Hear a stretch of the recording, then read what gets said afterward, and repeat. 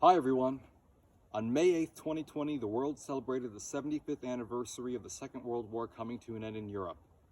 When Colonel General Alfred Jodl signed the unconditional surrender of Nazi Germany to the Western Allies and the Soviet Union on May 7, 1945 at 2:41 a.m., he set into motion events that would change the world forever. Events such as the defeat of Japanese imperialism in East Asia, ending World War II as a whole in September of 1945, or the begrudged end of European colonialism all around the world throughout the Cold War.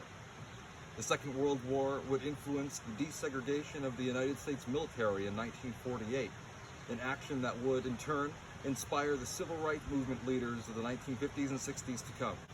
Ordinary people from imperfect nations and empires all around the world stepped up to the absolutely reprehensible when they went to war with Nazi Germany during World War II.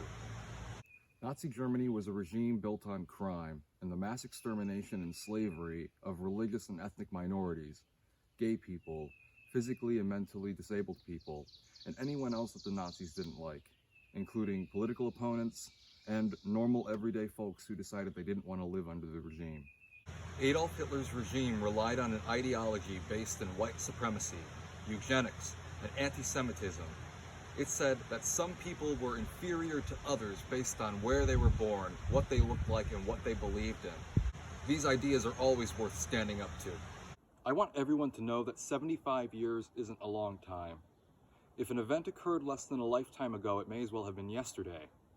In the grand scheme of everything we know about humanity and the history of the planet and prehistory, World War II was a moment ago. The people who were there, though we lose more and more of them as the days go by, are still with us today, reminding us why we must preserve their memory.